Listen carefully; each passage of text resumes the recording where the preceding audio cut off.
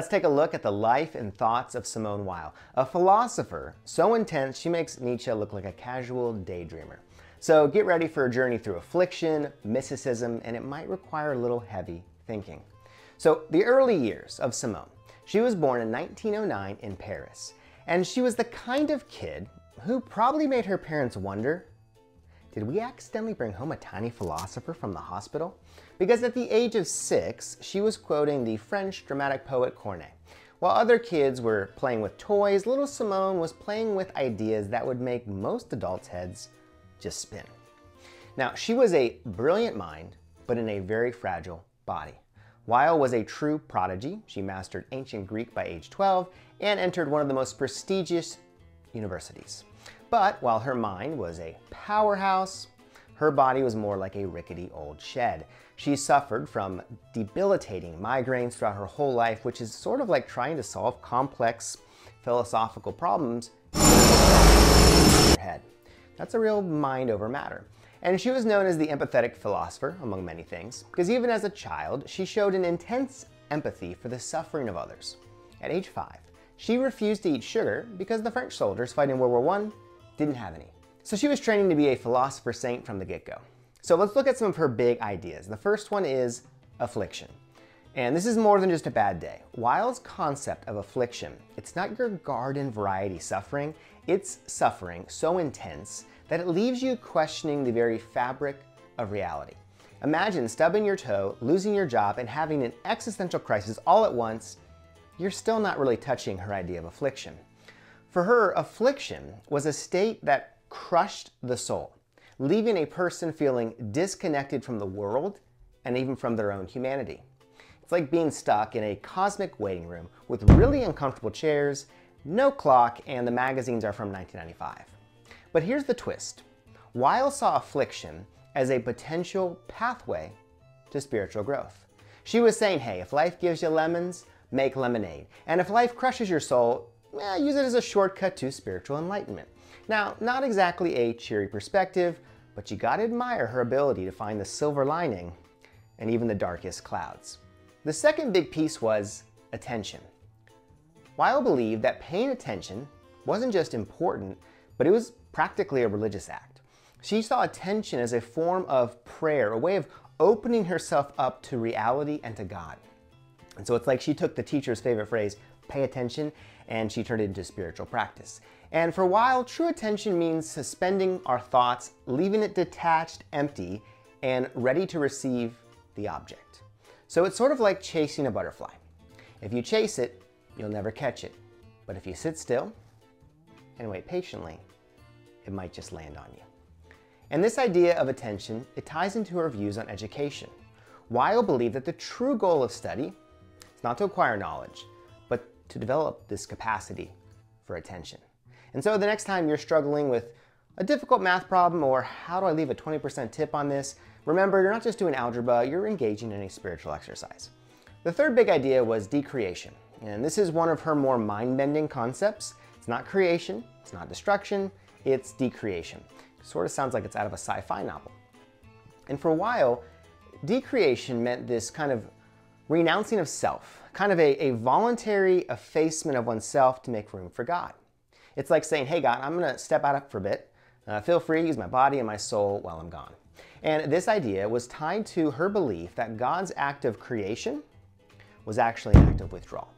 In her view, God had to withdraw to make space for the world to exist. So by decreating ourselves, we're kind of playing this copycat game with the Creator. 4, gravity and grace. Simone Weil saw the world as caught between two forces, gravity and grace. And no, she wasn't talking about Newton's apple or a dancer's pose. For a while, gravity was the force that pulled us down into selfishness, materialism, and illusion. It's the spiritual equivalent of that force that pulls you towards the couch when you know you should be exercising. Grace, on the other hand, was the counterforce that lifts us up towards the good, the true, the divine. It's that force that occasionally manages to pry you off the couch and get you to go do something meaningful. And Weil believed that our spiritual life, it's this constant tug of war between these two forces.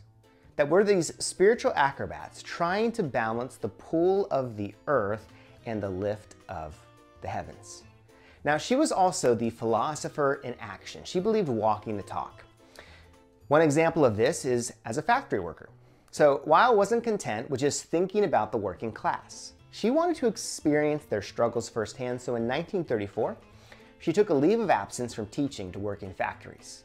It's like she was doing an extreme version of Undercover Boss, but instead of a CEO pretending to be a worker, it was a philosopher trying to understand the nature of oppression. And her years in the factory were tough. She was clumsy.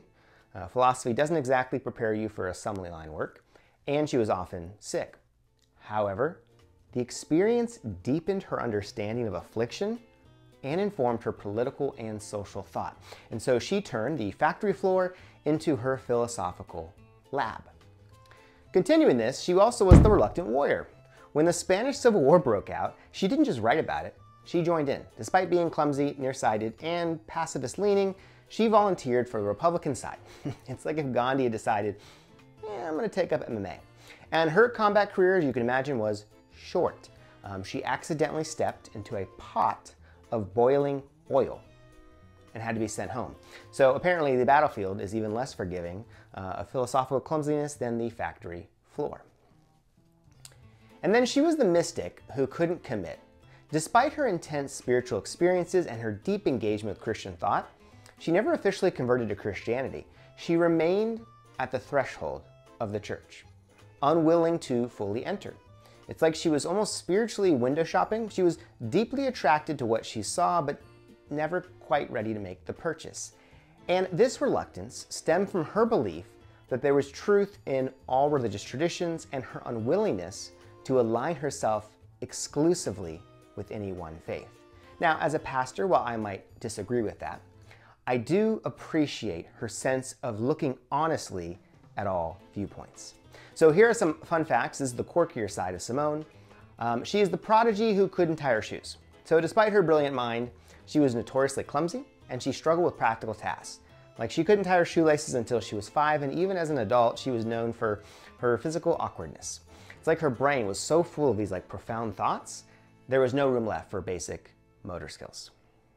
And then her diet. She had some intense ideas about food. During World War II, she refused to eat more than the official ration allowed to her compatriots in occupied France. Even though she was in an unoccupied territory, this self-imposed restriction, as you can imagine, it also contributed to her poor health. And then she was the worst dinner guest ever. Weil once attended a dinner party where the hostess served a delicious dessert. Instead of enjoying it, she launched into a lecture about how the sugar in the dessert was produced by exploited colonial labor. A little bit of a mood killer. She was the original, guy at the parties. Actually. And then the philosopher's wardrobe. She was known for her indifference to fashion and personal appearance, often wore the same clothes day after day, paid little attention to her hair or makeup. She was doing a philosophical version of the capsule wardrobe trend way before it was cool. And then the reluctant saint. After her death, some people started to view her as a kind of secular saint. The Catholic writer, Graham Greene, even called her a kind of atheist saint. And it's ironic, given that Weil herself was uncomfortable with the idea of sainthood and also refused to be baptized into the Catholic Church.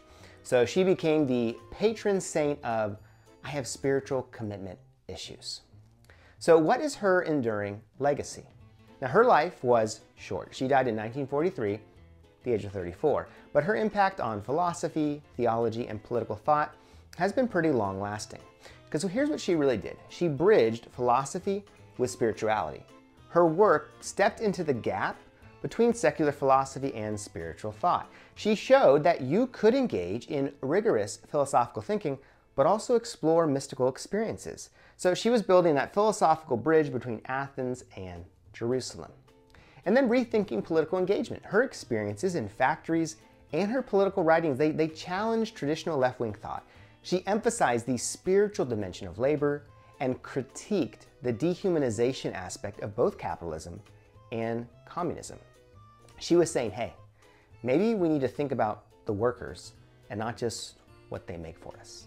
And then her influence on existentialism. Now, she's not typically classified as an existentialist, but her thoughts on human suffering and the search for meaning, they did influence future existential thinkers. Her concept of affliction, it resonates with many existential ideas about the human condition. So she was doing existentialism before it was cool, and yes, I know there were plenty of existentialists before her, but she added a spiritual twist. And then rethinking education, Weil's ideas about attention, its role in education, they've influenced educational theory. Her emphasis on developing the capacity for attention, not just acquiring knowledge, it offers a different and I think more helpful perspective on what education should aim for. She was saying, hey, we don't want to just fill students' heads with facts, let's teach them how to actually see the world. And then interfaith dialogue, her engagement with multiple religious traditions and her reluctance to align herself exclusively with one faith, they've made her an important figure when it comes to interfaith dialogue. It was her ability to find value in different spiritual traditions. So in conclusion, she really was the philosopher who refused to settle. She refused to stay in the ivory tower. She didn't just think about the world, she engaged with it, sometimes clumsily, but always passionately, from the factory floors to the battlefields, from classrooms to mystical experience. She lived her philosophy in a way that honestly, few others have. And her thoughts on affliction remind us that suffering, while painful, can also be a pathway to deeper understanding. Her ideas about attention, they challenge us to really see the world around us and not just glance at it. And her concept of decreation invites us to think about what it might mean to truly make space for something greater than ourselves. And her life and her work, they remind us that philosophy isn't really about winning arguments or crafting the perfect description or soliloquy. It's about grappling with the big questions of existence, even when these questions might lead us to uncomfortable places. About being willing to think deeply, feel intensely, and engage fully with the world around us.